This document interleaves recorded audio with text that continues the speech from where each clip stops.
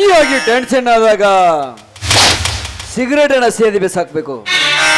ಏನು ಮನಸ್ಸಿಗೆ ಆಘಾತವಾದಾಗ ಕಂಟು ಪೂರ್ತಿ ಕುಡಿದು ಕಣ್ ತುಂಬಾ ನಿದ್ದೆ ಮಾಡಬೇಕು. ಬಂದಾಯ್ತು, ರುದ್ರ ಅಂಕಲ್ ಮನೆಗೆ ದುಡ್ಡು ಕೊಡಲು ಬಂದಾಯ್ತು. ಆದಷ್ಟು ಬೇಗ ದುಡ್ಡು ಕೊಟ್ಟು ಆದಷ್ಟು ಬೇಗ ನನ್ನ ಬೆಂಗಳೂರಿಗೆ ಪ್ರಯಾಣ ಬೆಳೆಸ್ಬೇಕು. ಅಂಕಲ್, ರುದ್ರ ಅಂಕಲ್, ಯಾರಾದ್ರಿ ಮನೆಯಲ್ಲಿ?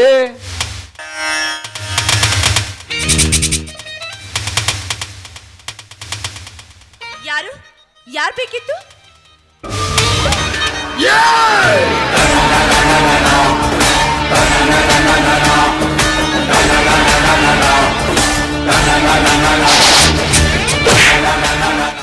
ಓ, ನೀನಾ? ನೀನ್ ಯಾಕೆ ಇಲ್ಲಿ ಬಂದೆ? ನಮ್ಮ ಮನೆಗೆ ಯಾರು ಅತಿಥಿಗಳು ಬಂದಿರಬಹುದು ಅಂತ ನಾ ತಿಳ್ಕೊಂಡೆ. ಆದ್ರೆ ನಮ್ಮ ಮನೆ ಬಾಗಿಲಿಗೆ ಬಂದಿರೋದು ನನ್ನ ಬೆನ್ನು ಹತ್ತಿದ ಬೇತಾಳದ ಭೂತ. ಬೆಂಗಳೂರು ಬೆನ್ನು ಹತ್ತಿದ ಸಾಲ್ದು ಅಂತ ಇಲ್ಲಿವರೆಗೂ ಬಂದ್ಯಾ? ನಿನಗೆ ನಾಚಿಕೆ ಅನ್ನೋದಿಲ್ಲ ಮತ್ತೊಬ್ಬರ ಮನೆಗೆ ಬಾಗಿಲು ಬಂದು ನಿಲ್ಲೋದಿಕ್ಕೆ? ಹೇಳು, ನೀನ್ ಯಾಕೆ ಇಲ್ಲಿಗೆ ಬಂದೆ? ಬರಬೇಕಾದವರ ಮನೆಗೆ ಬಂದಿದ್ದೇನೆ ಅಂಬಿಕಾ. ಮತ್ತೊಬ್ಬರ ಮನೆಗೆ ತಪ್ಪಿ ಲಜ್ಜೆಗೆಟ್ಟ ಪುರುಷ ನಾನಲ್ಲ. ಅಂದ್ರೆ ನಾನು ಯಾರೆಂಬುದು ನೀನು ತಿಳಿದುಕೊಂಡಿದ್ದರೆ ನಾನು ಬರುವ ಪೂರ್ವದಲ್ಲಿ ಬಾಗಲಲ್ಲಿ ನಿಂತು ಸ್ವಾಗತ ಮಾಡ್ಕೋತಾ ಇದ್ದೆ. ಪಾಪ ನಾನು ಯಾರಂತ ನನಗೆ ತಿಳಿದಂತೆ ಕಾಣ್ತಾ ಇಲ್ಲ. ನೀನು ಬೆಟ್ಟಪ್ಪ ದನಿ ಹತ್ರ ದುಡಿಯುವ ರುದ್ರನ ಮಗಳು ತಾನೆ? ಹೌದು. ಇದೆಲ್ಲ ನಿನಗೆ ಯಾಕೆ ಬೇಕು? ನೀನ್ ಯಾಕೆ ಇಲ್ಲಿಗೆ ಬಂದೆ ಅಷ್ಟು ಮಾತ್ರ ಹೇಳು. ಏಯ್, ಬರಬೇಕೆಂದು ಬಯಸಿ ಬಂದವನು ನಾನಲ್ಲ ಅಂಬಿಕಾ. ಬರುವ ಅವಶ್ಯಕತೆ ತಂದುಕೊಂಡವನು ಆ ನಿನ್ನ ತಂದೆ. ಅಂದ್ರೆ ಅಂದ್ರೆ ನಾನ್ಯಾರು ಗೊತ್ತಾ? 40 ವರ್ಷನಾಗಿರುವ ಬೆಟ್ಟಪ್ಪನ ಮಗ ಈ ಮಾಂತೇಶ. ಬೆಟ್ಟಪ್ಪ ದಣಿಗಳ ಮಗ ಮಾತೇಶನ? ಯಾಕೆ ಮಾತಾಡುವ ನಾಲಿಗೆ ನಾಚಿಕೊಂಡು ಹೋಯ್ತೆ? ಮೈಯಲ್ಲಿ ಹರಿಯುವ ರಕ್ತ ಎಲ್ಲ ಹೆಪ್ಪು ಬಿಟ್ಟು ಹೋಯ್ತೆ? ಇಲ್ಲ ನಿತ್ಯ ನೆಲವೇ ನಂಬದಂತಾಯ್ತೆ? ಈಗ ಹೇಳ ಮರಿ, ನಾನು ನಿನ್ನನ್ನ ಪ್ರೀತಿ ಮಾಡ್ತಾ ಇರುವುದು ತಪ್ಪಲ್ಲ. ನಿನ್ನ ಕಂಡು ನನಗೆ ದುಃಖವಾಗ್ತಾ ಇದೆ. ಯಾಕೆ? 10 ಜನರಿಗೆ ಪಾಠ ಹೇಳು ಶಿವ ಮಠದಲ್ಲಿ ಗಿಳಿ ಕೇಳು ಪಾಠ ಹುಟ್ಲಿಲ್ಲ, ಎಲುಬು ತಿನ್ನ ನಾಯಿ ಹುಟ್ಟಿತಲ್ಲ ಅಂತ ನನಗೆ ವ್ಯಥೆ ಆಗ್ತಾ ಇದೆ. ಸಾಕ್ ನಿಲ್ಸು. ನಾನು ಮನಸ್ಸು ಮಾಡಿದರೆ ನಿನ್ನಂತ 10 ಹೆಣ್ಣುಗಳನ್ನು ತಂದು ಸಾಲಾಗಿ ನಿಂದ್ರಿಸಬಲ್ಲೆ. ಆದ್ರೆ ನಿನ್ನನ್ನೇ ಕಟ್ಟಿಕೊಳ್ಳಬೇಕೆನ್ನುವ ಕೆಟ್ಟ ಹಠ ಈ ಮನದಲ್ಲಿ ಮಣಿ ಮಾಡಿ ನಿಂತಿದೆ ಅಂಬಿಕಾ, ಮಣಿ ಮಾಡಿ ನಿಂತಿದೆ. ಮುಚ್ಚೋ ಬಾಯಿ ಮೂರ್ಖ. ಮನ ಬಯಸಿ ಕುಕ್ಕಲು ಬಂದಿದೆ ದೇಹವನ್ನ. ನಾನೇನು ದಿಕ್ಕಿಲ್ಲ ದೇವದಾಸಿ ಹಕ್ಕಿ ಅಲ್ಲ, ದೇವರಿಗೆ ಅಂತ ಪವಿತ್ರವಿಟ್ಟ ಪವಿತ್ರ ಹಕ್ಕಿ ನಾನು. ನೀನೇನಾದ್ರೂ ಕುಕ್ಕಲು ಬಂದಿದ್ದೆ ಆದ್ರೆ ನಿನ್ನ ರೆಕ್ಕೆಯನ್ನು ಕತ್ತರಿಸಬೇಕಾಗುತ್ತೋ ಕುಲಪಾತ್ರ. ಈ ನಿನ್ನ ರೂಪ ಲಾವಣ್ಯ ನನ್ನನ್ನು ಮೂರ್ಖನಾಗಿ ಮಾಡಿಬಿಡ.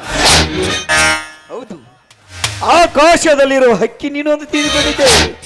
ಈ ನಿನ್ನ ಪ್ರೀತಿಯ ಅರಮನೆಯಲ್ಲಿ ಮಹಾರಾಜನಾಗಿ ಮೆರೆಯಬೇಕೆನ್ನುವ ಕನಸು. ಅಂಬಿಕಾ, ಆಕಾಶದಲ್ಲಿರುವ ಹಕ್ಕಿ ನನಗೆ ದಕ್ಕಲಾರದು ತಿಳಿದುಕೊಂಡಿದ್ದೆ ನಿಜ. ಆದ್ರೆ ಹಕ್ಕಿಯ ಗೂಡು ನನ್ನ ಅರಮನೆಯ ಪಕ್ಕದಲ್ಲಿದೆ ಅಂತ ನಾನು ಅಂದ್ಕೊಂಡಿರಲಿಲ್ಲ.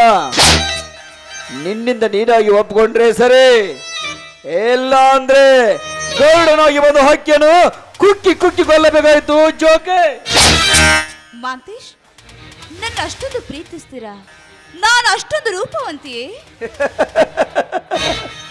ಆಗ್ಲೇ ಹೇಳನಲ್ಲ, ಈ ನಿನ್ನ ರೂಪಲಾವಣಕ್ಕೆ ನಾನು ಮೂರ್ಖನಾಗಿ ಬಿಟ್ಟಿದ್ದೀನಿ ಅಂತ.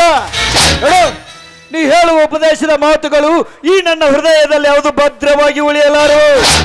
ನನಗೆ ಗೊತ್ತಿರುವುದು ಒಂದೇ ಒಂದು, ಒಲಿದು ಬರಲಾರದು ಹೆಣ್ಣನ್ನು ಒಲಿಸಿಕೊಳ್ಳುವುದೆಂದರೆ ಓಡುವ ಜಿಂಕೆಯನ್ನು ತಂದು ಬೇಟೆಯಾಡಿ ತಿಂದಟ್ಟು ಸಂತೋಷ.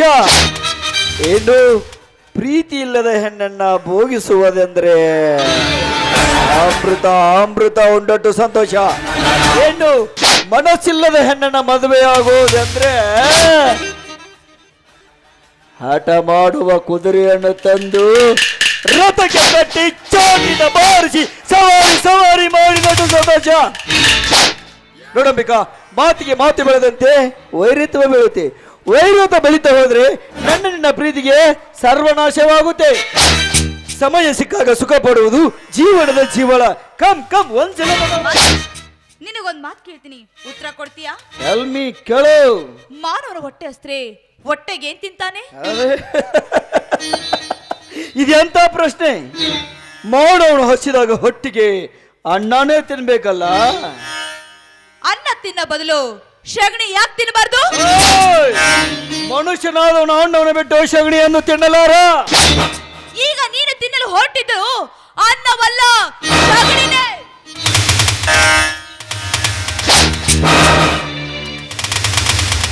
ಕಟುಕನ ಮುಂದೆ ಕುರಿ ನಿಂತಾಗ ಕಟುಕ ಕರುಣೆಯ ತೋರಿ ಕುರಿಯನ್ನು ಕಡಿಯಲಾರದೇ ಇರೋಣ. ಆದ್ರಂತಾಗಿದೆ ನಿನ್ನ ಬಾಳು. ಈ ನಿನ್ನ ಪ್ರೀತಿಗೋಸ್ಕರ ನಿನ್ನ ಪ್ರಾಣಾನು ತೆಗಿತೇನೆ. ಬೇಕಾದ್ರೆ ನನ್ನ ಪ್ರಾಣಾನು ನಾನು ಕೊಡ್ತೇನೆ. ಕೇವಲ 1 ನಿಮಿಷ ಸಮಯ ಕೊಡ್ತೇನೆ. ನಿನ್ನ ಮನಸ್ಸು ಬದಲಿಸ್ಕೊಂಡು ನನ್ನವಳು ಆದ್ರೆ ಸರಿ, ಇಲ್ಲ ಅಂದ್ರೆ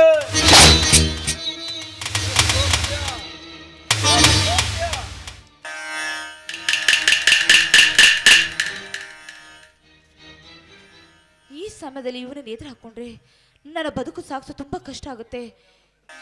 ಇವನು ಹೇಗಾದ್ರೂ ಮಾಡಿ ಈ ಸಮಯದಲ್ಲಿ ನನ್ನ ಪಾರ ಆಗ್ಲೇಬೇಕು. ಹೌದು, ಇವನ ಜೊತೆ ನನ್ನ ಪ್ರೀತಿ ನಾಟಕ ಆಡ್ಲೇಬೇಕು. ಮಾಂತೇಶ್, ನನ್ನ ಇಷ್ಟೊಂದು ಹೊಗಳ್ತಾ ಇದ್ದೀರಲ್ಲ ನೀವು, ನಾನು ಅಷ್ಟೊಂದು ಪ್ರೀತಿ ಮಾಡ್ತೀರಾ? ಮಾಡ್ತಾ ಇದ್ದೇನೆ. ಸರಿ, ನನ್ನ ಮದ್ವೆ ನಾಳೆನೇ ನಿಂತು ಹೋಗ್ಲಿ, ನಮ್ಮ ಪ್ರೀತಿ ಹಿಂದೆ ಪ್ರಾರಂಭ ಆಗ್ಲಿ. ಅಂದ್ರೆ ನೀವು ನನ್ನ ಅಷ್ಟು ಇಷ್ಟಪಡ್ತಾ ಇದ್ದೀರಾ? ಇದರಲ್ಲಿ ಏನು ಮೋಸ ಇಲ್ಲ ತಾನೇ? ಖಂಡಿತ ಇಲ್ಲ. ಯಾ ಯಾ ಯಾ ಯಾ ಗುಣ ಕೂಡಿದರೆ ಗುಲಾಬಿಯಂತೆ, ಮನಸ್ಸುಗಳು ಕೂಡಿದರೆ ಮಲ್ಲಿಗೆಯಂತೆ, ನಾವು ನೀನು ಕೂಡಿದರೆ ಜನುಮದ ಜೋಡಿಯಂತೆ. ಈ ಕವನ ಎಷ್ಟು ಚೆನ್ನಾಗಿದೆಯೋ ಅಷ್ಟೇ ಸೊಗಸಾಗಿ ಬರಲಿ ಒಂದು ಮುದ್ದಾದ ಗೀತೆ. ಅನ್ಬೇ